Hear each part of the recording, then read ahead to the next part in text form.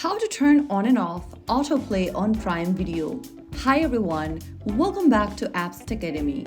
Today in this video, I'm going to be guiding you through how you can easily turn on and off the autoplay feature on Prime Video. First of all, launch open the Prime Video application on your smartphone or your tablets, and then go to the bottom right corner after logging in, tap on the My Stuff button at the bottom right corner, and then click on the gear button at the top right. Once you do that, from the settings menu, you'll see the autoplay button, tap on it. And if you have enabled autoplay and you'd like to turn it off, then simply switch off the button right next to allow autoplay on this device.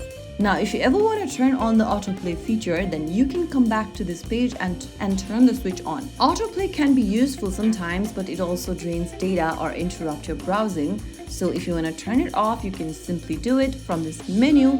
But if you want to turn on the autoplay feature, then after watching one episode from a series or show, the next episode will autoplay automatically. So that is how you can easily turn on and off autoplay feature on Prime Video. If you found the video helpful, don't forget to like, share, and subscribe to our channel.